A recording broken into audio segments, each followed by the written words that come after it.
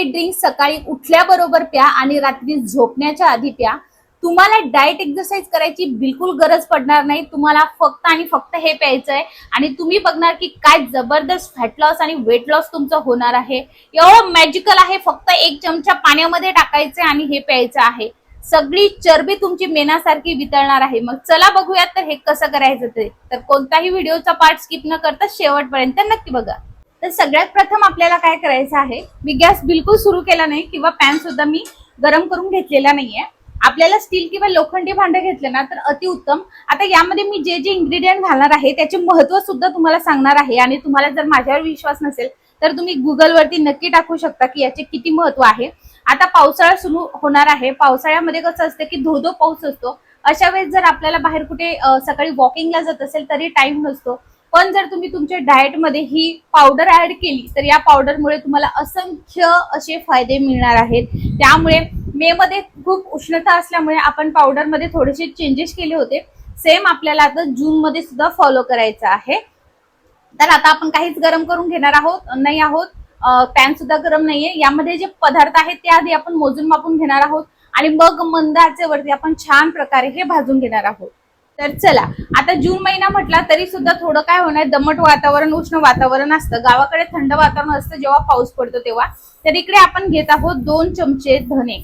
धन्यामध्ये जे आहे अँटीऑक्सिडंट भरपूर प्रमाणात असतात। आपल्या शरीरातील पाणी टिकवून ठेवण्याची जी काही समस्या आहे ती कमी करतात आणि शरीराला थंडावा देण्याचं काम होतं। त्याचबरोबर रक्तातील जे साखरेचं प्रमाण आहे ते नियंत्रित ठेवण्यात सुद्धा हे काम करतं। ज्यांना कोणाला उष्णतेचा त्रास आहे त्यांनी नक्की धने जे आहेत ते यामध्ये जास्त क्वांटिटीमध्ये घेऊ शकता। आता मी जे प्रमाण सांगते हे एकदम छोट्या क्वांटिटीचं प्रमाण आहे आणि पावसाळ्यामध्ये खूप पाऊस आहे, खूप मॉइश्चर राहतं, त्यामुळे कमी प्रमाणातच हे बनवायचं आहे। नंतर तुम्ही फ्रेशली बनवली तर अति उत्तम।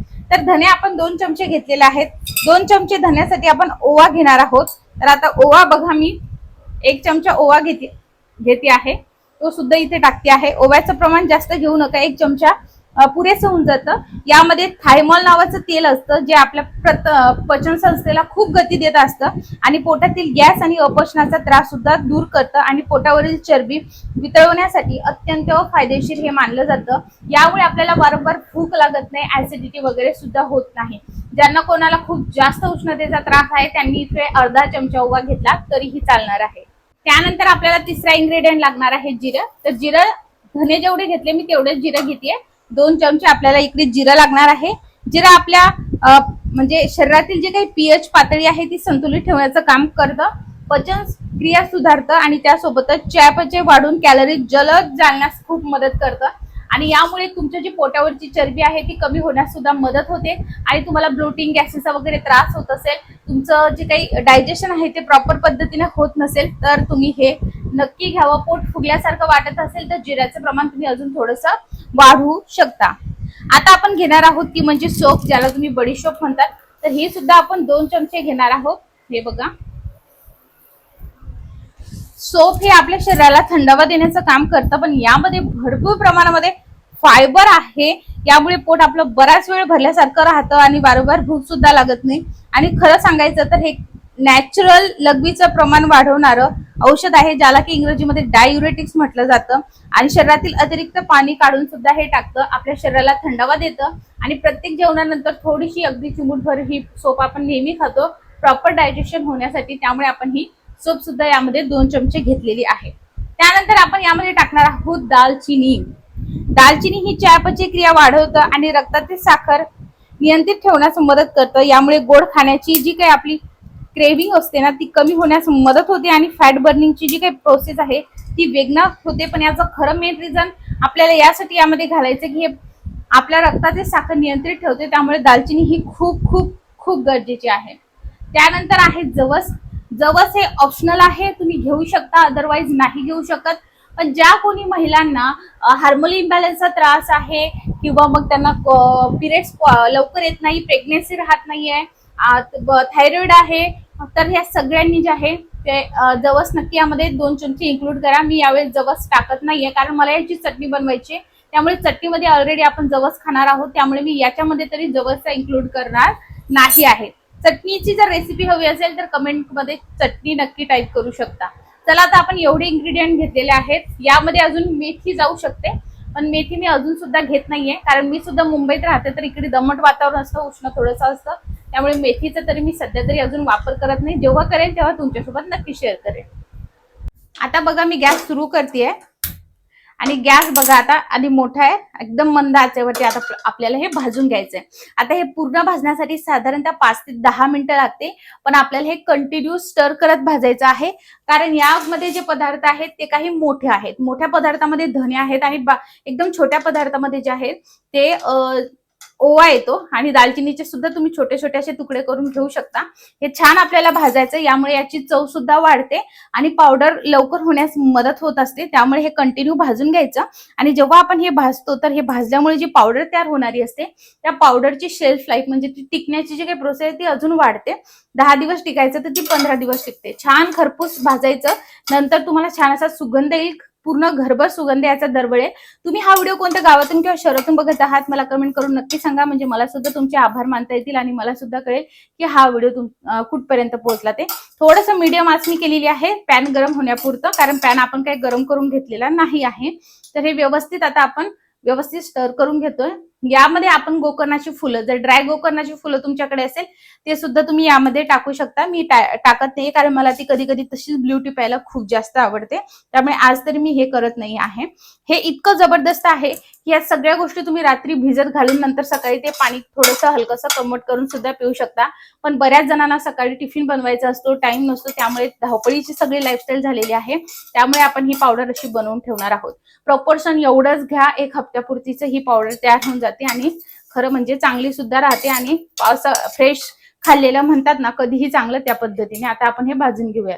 तर याचा बघा आता सुगंध यायला लागलेला आहे. आता मी एकदम कमी आच करते, कारण आता हे होतच आलेलं आहे. छान सगळं खरपूस भाजले, मस्त असा सुवास येत आहे बघा याचा. आणि असं स्टर करत राहायचं, कारण मग धने जळू शकतात, म्हणून हे कंटिन्यू असं स्टर करत राहायचं. आता मी गॅस बंद करते, कारण यामधनं अशी वाफ यायला लागली आहे. आता तुम्ही बघू शकता हे आपण आता पूर्ण थंड करून घेऊया आणि मगच याचा वापर आपण पुढच्या प्रोसेससाठी करणार आहोत, किंवा पुढे आपल्याला आता हे मिक्सर मधून काढायचं, तर हलकसं आपण आता हे थंड करून घेऊया.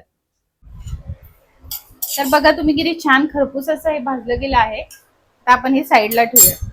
तर चला आता हे छान असं थंड झालेलं आहे. आता आपण हे मिक्सरच्या भांड्यामध्ये टाकून याची आपल्याला आता पावडर करून घ्यायची आहे.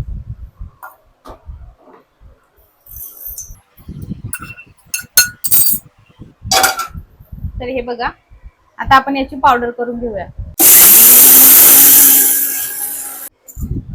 तर हे बघू शकता आपली पावडर तयार झाली आहे आणि ही हप्ताभर ही पावडर आरामात आपल्याला पुरते. पुन्हा हप्ताभरामध्ये आपल्याला हे बनवायचं आहे. तर या पद्धतीने तुम्ही बघू शकता ज्या गोष्टी आपल्याला सूट होत नाहीत यामधल्या त्या गोष्टी आपण घ्यायच्या नाहीत. हे सरळ आपापल्या प्रत्येक व्यक्तीने आपापल्या बॉडीनुसार हे लक्षात घ्यायचं आहे.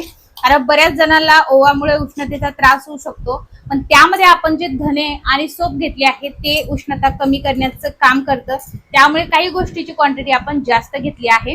हे आता मिक्सर मधून काढले, त्यामुळे थोडंसं गरम आहे. हे पूर्ण थंड झालं की एखाद्या एअरटाईट कंटेनर मध्ये रूम टेम्परेचर वरती ठेवा.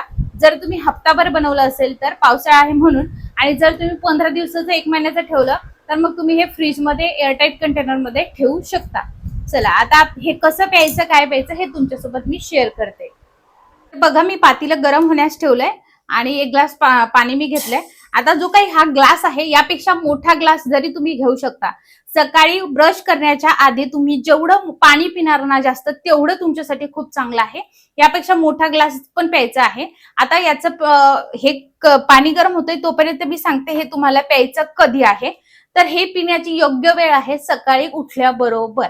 सकाळी उठल्याबरोबर जे तुम्ही गरम पाणी पिताय त्यामध्ये फक्त तुम्हाला हे टाकायचं. हे अति गरम करायचं नाहीये, बस हलकसं गरम असायला हवं आणि आपल्याला हे पाणी प्यायचं आहे.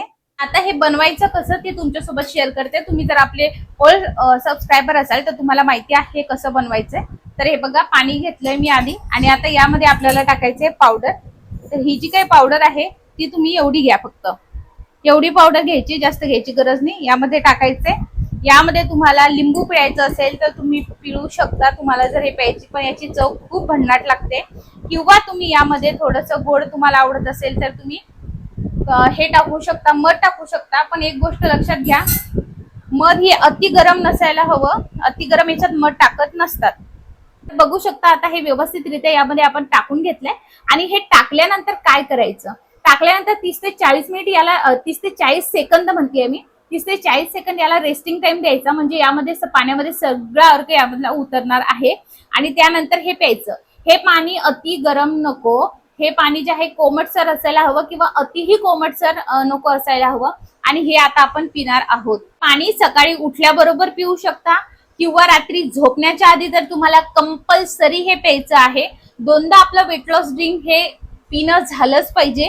सकाळी जर तुम्हाला नाही जमत असेल, नाही प्यायचं, तर जेवण झाल्यानंतर 30 ते 45 मिनिटांना प्यायचंय किंवा मग तुम्ही जे आहे हे कधीही पिऊ शकता. फक्त लक्षात घ्या, तुम्ही जेवढं उपाशी पोटी हे पिणार आहात, रात्री झोपण्याच्या वेळेस पिणार आहात, तेवढाच जबरदस्त रिझल्ट तुम्हाला मिळणार आहे. जेवण झाल्यानंतर जर तुम्ही हा पिला ना, तर तुमचं जे जेवलेलं अन्न आहे ते पचण्यास काम करतं, मेटाबॉलिझम डायजेशन बूस्ट करण्याचं काम करतं.